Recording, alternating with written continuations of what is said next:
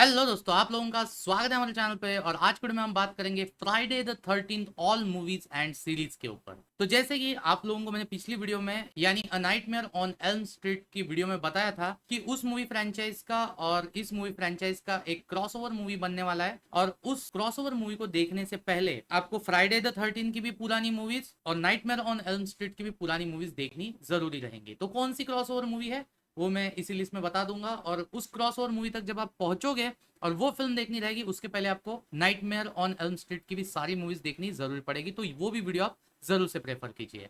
तो चलिए बिना समय गवाए अभी शुरू करते हैं फ्राइडे द 13 की हमारी पूरी जर्नी। जिन्होंने भी ओरिजिनल फ्राइडे द 13 मूवी देखी होंगी उनको आज भी क्रिस्टल लेक नाम सुन के उनके दिल की धड़कनें तेज हो जाती है, क्योंकि इसकी कहानी ही शुरू होती है कैंप क्रिस्टल लेक पर, जहां कुछ टीनेजर्स फन और एडवेंचर के लिए आते हैं और धीरे धीरे वहां अजीब तरीके से उनकी मौत होने लगती है। एक अनसीन किलर उनको टारगेट कर रहा है। 1980s में इस तरीके की मूवी बनाना एक अलग एक्सपेरिमेंट था और उस वजह से उस एक्सपेरिमेंट ने ऑडियंस को शॉक किया और 80s के समय पे स्लैशर मूवीज की नींव रखने का काम किया। खास बात यह थी कि ये फिल्म सिर्फ एक हॉरर नहीं थी बल्कि एक मिस्ट्री फिल्म भी थी। छोटे बजट की स्लैशर फिल्म किस तरीके से बना सकते हैं, मतलब कम बजट में बिल्कुल ही नए लड़कों को लेके, उसका उदाहरण इस फिल्म ने पेश किया। इसके बाद सेकंड नंबर पे फिल्म आती है फ्राइडे द 13 पार्ट 2, जो 1981 में आई थी। सीक्वल में नया चैप्टर खुलता है और यह पहली बार सामने आता है वो कैरेक्टर जो आगे चल के फ्रेंचाइज का चेहरा बन गया, जिसका नाम है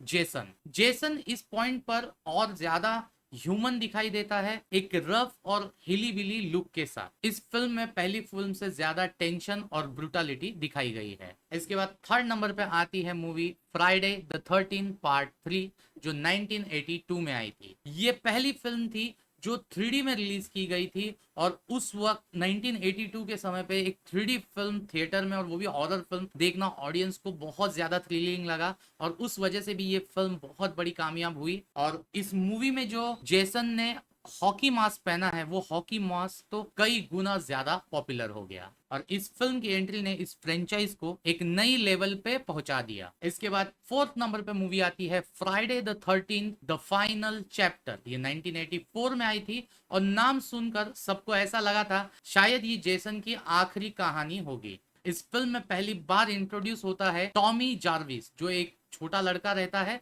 और आगे के कई सारे सीक्वल्स में वो आपको नजर आएगा। इस फिल्म में जेसन पहले से भी कई गुना ज्यादा रूथलेस दिखाया गया है और इस फिल्म के वजह से इस फ्रेंचाइज की पॉपुलैरिटी और भी पीक पे पहुंच चुकी थी। इसके बाद फिफ्थ नंबर पे फिल्म आती है Friday the 13 a new beginning. ये 1985 में आई थी। इस फिल्म ने एक नया रास्ता अपनाने की कोशिश की। इस फिल्म में जेसन का नाम तो जरूर जुड़ा रहा, लेकिन कहानी जो है वो एक अलग ही डायरेक्शन पकड़ लेती है। इस फिल्म में जो एक्सपेरिमेंट किया गया है वो कुछ ऑडियंस को बहुत ज्यादा पसंद आया, फ्रेश लगा, और कुछ ऑडियंस को, यानी जो हार्डकोर जेसन के फैंस थे, उन्होंने जेसन की मौजूदगी को मिस किया और इस वजह से उनको इस फिल्म में उतना ज्यादा मजा नहीं आया। बाकी आपका क्या ओपिनियन था? आपको Friday the 13 a new beginning ज्यादा पसंद आई या कम पसंद आई? इसके बाद सिक्स नंबर पे आती है film Friday the 13 part 6 Jason live. यानी जैसे कि आपने चौथे नंबर का कहानी का नाम सुना होगा द फाइनल चैप्टर, वहां पे कहीं ना कहीं दिखाया गया कि जेसन अभी नहीं रहा और फिफ्थ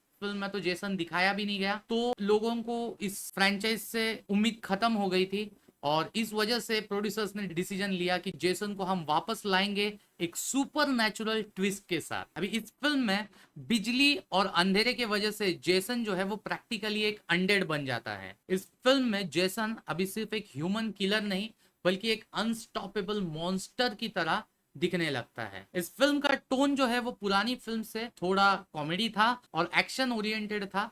तो जिनको ये नया बदलाव पसंद आया उन्होंने इस फिल्म को बहुत ज्यादा एंजॉय किया और ये फिल्म भी बॉक्स ऑफिस पे अच्छा खासा बिजनेस की। इसके बाद सेवन नंबर पे आती है movie Friday the 13 part 7 the new blood. ये 1988 में आई थी और इस फिल्म ने फ्रेंचाइज में एक नया कंसेप्ट इंट्रोड्यूस किया। इस बार जेसन का सामना एक ऐसे कैरेक्टर से होता है जिसके पास टेलीकाइनेटिक पावर्स है। जेसन और एक साइकिक एबिलिटीज वाली हीरोइन के बीच की टक्कर ने इस फिल्म को एक अलग फ्लेवर दिया और लोगों को वो बहुत ज्यादा पसंद आया। इस फिल्म में पहली बार केन होडर जो है वो जेसन बने और अब की बार ये लोगों के मन में असली जेसन बन के रह गए। इसके बाद 8 नंबर पे आती है film Friday the 13 part 8 Jason takes Manhattan. इस फिल्म के टाइटल ने लोगों को बहुत ज्यादा एक्साइट कर दिया था। हालांकि इस फिल्म की कहानी का बहुत बड़ा हिस्सा एक बोट पर ही होता है और कुछ सीक्वेंसेस है जो मैनहट्टन में दिखाए गए हैं और एक नए एनवायरनमेंट में जेसन को दिखाने की वजह से लोगों ने इस नए चेंज को एक्सेप्ट किया और पसंद भी किया। बट कई सारे क्रिटिक्स को ये फिल्म उतनी ज्यादा पसंद नहीं आई, लेकिन आज भी अगर आप हार्डकोर जेसन फैंस को पूछोगे तो उनके लिए ये कल्ट स्टेटस प्रस्थापित करती है। इसके बाद 9वें नंबर पे आती है movie Jason goes to hell the final Friday. ये 1993 में बनाई गई थी। इस फिल्म ने यहाँ पे माइथोलॉजी को एक्सपांड करने की कोशिश की। जेसन की कहानी को एक सुपरनैचुरल और मिस्टीरियस एलिमेंट से जोड़ दिया गया। फैंस को स्टार्टिंग में ये थोड़ा अनयूजुअल लगा क्योंकि जेसन की डायरेक्ट प्रेजेंस इस फिल्म में कम थी, लेकिन ये फिल्म एक खास चीज के लिए याद की जाती है, एंडिंग में मिला हुआ टीज, जिसने ऑडियंस को फ्यूचर क्रॉसओवर के लिए एक्साइट किया गया। अभी आज के टाइम पे आप लोगों को पता है कि कौन से क्रॉसओवर की बात हो रही है, लेकिन उस वक्त ऑडियंस बिल्कुल एक्सपेक्ट नहीं कर रहे थे कि इस तरीके का कुछ हमको क्रॉसओवर जैसी चीज देखने को मिलने वाली है। लेकिन उस क्रॉसओवर तक पहुंचते पहुंचते लोगों को बहुत ज्यादा तरसना पड़ा, यानी लगभग 10 साल का इंतजार करना पड़ा। और उसके बीच में भी एक फिल्म आई जिस फिल्म का नाम था जेसन एक्स, जो 2001 में आई। अब इस फिल्म में तो जेसन फ्यूचर और आउटर स्पेस में पहुंच चुका है। ये फिल्म एक over the top sci-fi horror comedy है जिसमें जेसन का बिल्कुल ही एक नया रूप दिखता है जिसका नाम रहता है उबर जेसन। शुरुआत में इस फिल्म के लिए फैंस के मिक्स रिएक्शन थे। लोगों को ये इतनी पसंद नहीं आई क्योंकि ये ओवर द टॉप साइ-फाई वाली जो कंसेप्ट है वो स्टार वॉर्स जैसी मूवी के लिए ठीक है, लेकिन हॉरर के लिए बहुत ही ज्यादा हो गया था। लेकिन बाद में लोगों को ये भी फिल्म पसंद आने लग गई। बेसिकली जो भी जेसन फैंस है उन्होंने फ्राइडे द 13 की सारी फिल्मों को एंजॉय ही किया। और इसके बाद यानी 1993 में वो टीज देने के बाद 2030 में आता है वो क्रॉसओवर जिसके लिए आपको नाइटमेयर ऑन एल्म स्ट्रीट वाला वीडियो और उसकी वो सारी मूवीज देखना क्यों जरूरी है। तो इस मूवी के लिए जिसका नाम है फ्रेडी वर्सेस जेसन, जो 2003 में आई थी, और इस फिल्म ने हॉरर फैंस का जो एक अल्टीमेट ड्रीम था वो कंप्लीट कर दिया।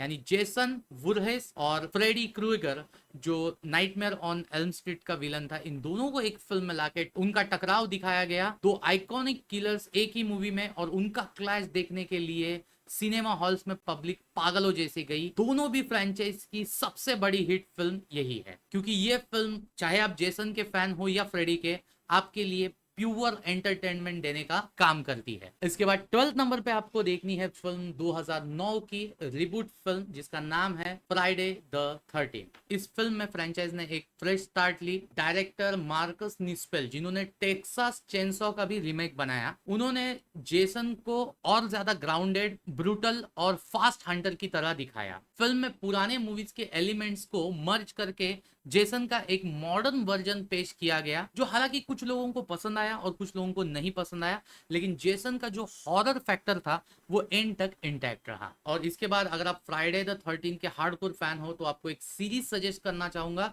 जिसका नाम ही है फ्राइडे द 13 द सीरीज, जो 1987 टू 1990 के बीच में बनाई गई थी।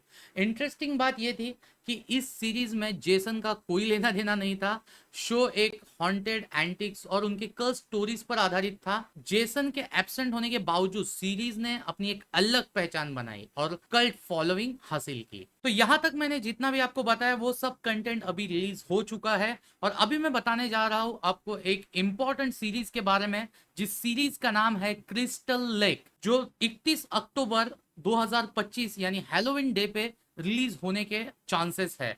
मतलब उनके जो प्रोड्यूसर है उन्होंने ये चीज कही है, लेकिन अब डिले भी हो सकता है, वो गारंटेड नहीं है। वो जब 31 अक्टूबर के पहले अगर इसका ट्रेलर ड्रॉप होता है तो हमें समझ में आ जाएगा। हालांकि क्रिस्टल लेक ये जो सीरीज है ये फ्राइडे द 13 नाम की ओरिजिनल फिल्म बनी थी 1980 में, उसका प्रीक्वल रहने वाली है। यानी इसमें आपको जेसन वुरहेस जो है वो छोटे बच्चे के रूप में दिखेगा, और कैसी उसकी बैक स्टोरी रही है वो पूरी रिवील करने का काम इस सीरीज में आपको देखने को मिलेगा। और इसी के साथ साथ इनके प्रोड्यूसर्स ने जुलाई 2025 में एक फिल्म की भी अनाउंसमेंट की है। कहा जाता है कि ये फिल्म जो है ये फ्राइडे द 13 का एक नया रिबूट रहने वाली है। यानी जो पिछला रिबूट था वो प्रॉपरली सक्सेसफुल नहीं हो पाया, इसके वजह से इन लोग ने क्या सोचा कि जो ओरिजिनल 1980 की फ्राइडे द 13 है उसका एक अल्टरनेटिव सीक्वल बनाएंगे। अब वो किस तरीके से रहेगा, उसमें क्या क्या डेवलपमेंट होएगी, अभी बहुत कुछ अंधेरे में है। सिर्फ अनाउंस कर चुके हैं ये लोग,